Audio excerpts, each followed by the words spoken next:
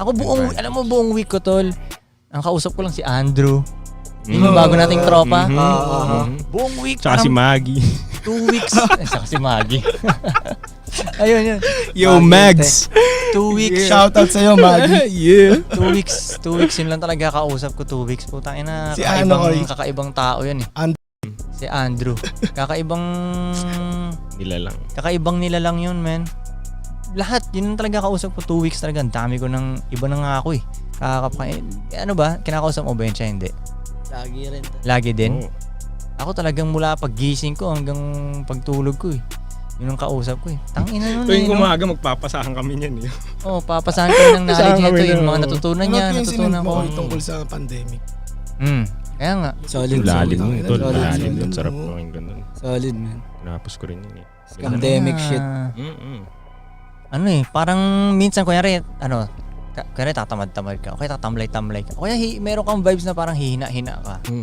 Pakinggan mo Tingnan mo lang yung mukha nun. Okay na, mahihiya ka eh. Totoo. Parang mahihiya ka. Klaseng lalaki ka. Kaya lalo na kalbo ka rin. Nakaka-pressure itong putang inong to ah. Parang ganun eh, nakaka-pressure siya eh. Siya ang pinnacle of ano nga daw. Kumbaga lagi mo siyang maiisip na, Humankind. alam mo yun, parang Tinatrash talk ka sa likod din. Tinatrash talk ka niya. Tangina mo, ayos ka nga dyan. Parang alam mo yun, lalambot-lambot ka. Nag-chat ako sa website nila. Sabi ko gusto ko sumali sa parang ganun. Sabi ko, gusto niyo ba gawan ko ng merch business si ganyan. Si Andrew, ganyan. Nagpresenta ka na agad ng ganun. Miss na ako. Gusto ko siyang maging tropa eh. Hindi mo maaga yung presenta mo yan? Maaga nga. Maaga? Hindi ko napigilan eh. Sabi sa akin nung ahente niya, are you in the room? Sabi ko no. Tapos in-explain ko yung sitwasyon ko ngayon. Yung ginagawa akong pera last year. Tapos nilagay ko sa ganito. Kaya ang meron ako ngayon, ito assets. Tutulungan ko kayo. Sabi, no excuses. Get in first. Oo nga. Oo, tol, hindi. Puta, balik ako trabaho. Basag. Teng. Gets ko yun. Alam mo yun, ang ganda ko pakiramdam ko na. Parang kailangan katropa ka nila eh. Parang gano'n. Kailangan nasa loob ka ng circle nila para pansinin ka nila. Yes, kailangan ma-prove mo muna. So yung finances mo, kailangan marating mo muna yung ka-level ng mga katropa nila. Bago ka talaga nila pansinin. So. Pero ang daming tol, ang daming benefits. Kasi kunyari kailangan mo ng passport sa ganitong bansa. ID, lisensya, mga ganun. Sila na bahala mag-asikaso nun. Mga ganun shit. So marami yung passport mo, asikasuhin nila lahat yun. May connect sila. Kaya mapatrouble ka sa bansang to. Napatrouble ka, ano ka ng mga pulis. Pag kasali ka sa tropahan nila, goods na yun.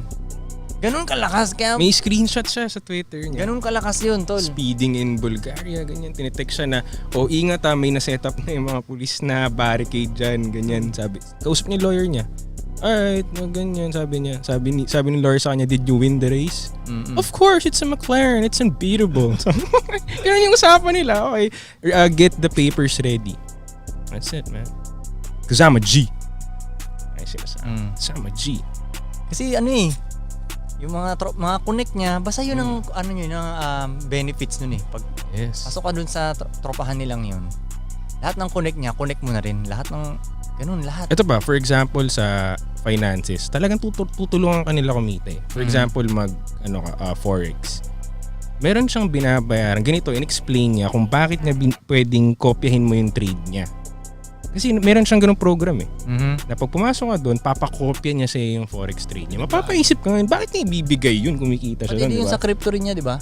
Parang ganun din. Pakokopyahin mo lang yung ganun din, copy trade. So, ganito pala yun. So, sabi niya, meron siyang binabayaran $1 million a year na team para mag-trade ng pera niya para sa kanya. Kasi ganun kalaki yung pera niya. So, nag-hire na lang siya ng professional traders. Babayaran niya ng $1 million retainer fee. Bakit niya binibenta ngayon yung copy trade? Para mabayaran yung $1 million na retainer. Tapos ma-under pa rin naman yung pera niya. So basically, for free ngayon yung trades niya. Kung kaya niya magbayad ng $1 million a year, edi malaki, mas That's what I'm saying. Niya, no? That's what I'm saying. Na, paano ka ngayon mapapaisip na magsayang yung copy trade mo? Kung ang tinitrade mo lang magkano, $100,000, 5 million pesos lang. Tapos ang tinitrade niya, how much, man? Kung ang binabayad niya sa trader niya 1 million a year, that's 50 million pesos. Magkano yung portfolio? Gidig.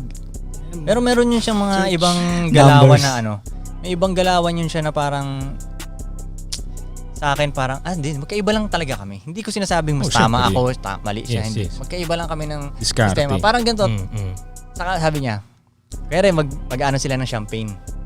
Na mag-celebrate sila, champagne kasama yung mga babae niya. Marami siyang babae. Pero parang meron siyang 4 na solid ata na kasama niya sa bahay. 4 na solid kasama Paano sa bahay. mag-distribute? Oo. Okay, gets. Go. Ano siyang champagne. Kuya, ito yung baso. Ilagay siyang champagne, ganyan. Sabi niya, ang ginagawa na lang daw niya, ilalapag na lang niya yung baso sa table. Tapos bahala na silang kumuha ng mga baso, yung mga babae. Kasi once na inabot daw niya, Kung sa sino mang kung una. sino mang babae inabot niya, kaya sa katabi niyang ganyan. Samantala nung ibang babae, siya yung unang, may issue agad. Parang magkakagulo agad, parang ganun. May problems. Tapos pag natutulog din daw siya, kung magkatabi silang ganyan, natuto na daw siyang matulog ng Diretso. diretso lang, tapos nakaganyan yung kamay Para niya. Papa Jesus. Hindi gumagalaw. Oh, hindi na gumagalaw kasi once daw na kunyari dito siya humarap sa isang babaeng to. Magkano na agad Issue. ng isang babae? Bakit dito ka nakaharap? Mas mataas ba tong babaeng to? Ganyan bom. So natuto na lang siyang ganun. Natutulog siyang ganun. Yeah. Jesus Christ. Ako parang iniisip ko rin yung kalagayan ko. Tayo, hindi Yung ganyan yung kalagayan ko problems. eh. Ganyan yung akin eh.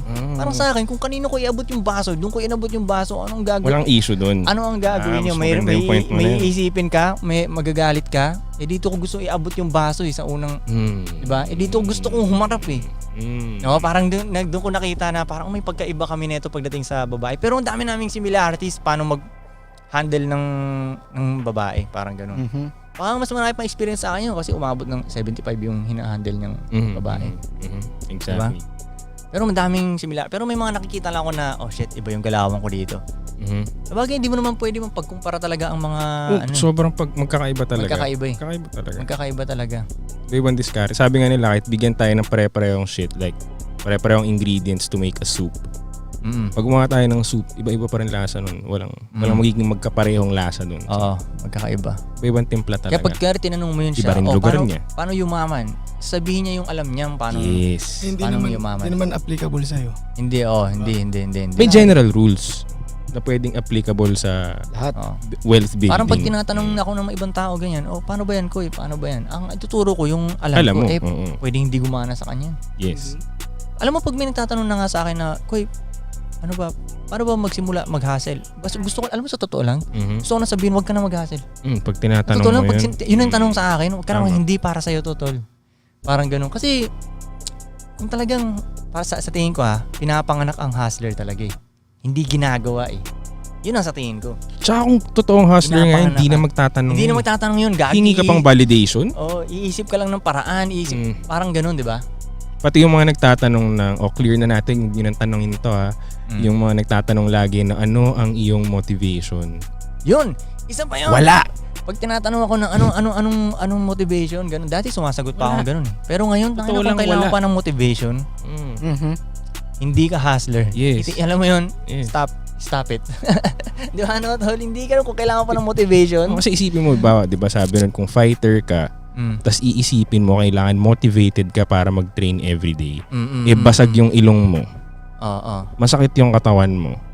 Wala kang pakialam sa motivation mo dapat. Kailangan mo mag-train kung gusto mo manalo. So as a businessman, ganun ko rin siya tignan na alam mo yun, ganun ka dapat. Wala kang masyadong pakialam sa motivation mo. Pag-gising mo, isipin ko, ano ba mag-motivate sa akin today? Hell no, you go to work, man. Diba? Stop thinking about your motivation. Go to work. Hindi nga dahil lang kailangan mong mag-make money. Kumbaga, pinanganak kang hustler eh. So, yun yung normal na galawan mo eh. Tama. Kumbaga, kunyari, aso ka, normal na tatahol ka eh. Nasa DNA Kapag naman daw ng pinanganak humans yun eh. Pinanganak kang, alam mo yun, entrepreneur ka, negosyante ka, normal lang yun, ginagawa mo lang yun. Hindi mo nga alam na, pwede nga, parang yan, kung aalalahanin ko yung dating pagkabata ako, shit, ang dahil ko palang ginagawa na parang hustle ako dun, alam mo yun. Hindi ka pa nga aware na Hindi ako aware dun eh. Oo. Hindi ko alam yung word na hustle dati. Hindi ko alam yung word eh. Pero alam mo yun, dinidiscarte ko yung mga klase ko, pati yung mga teacher ko, pinapatay ako sa ending ko, yung mga ganung, alam mo yun.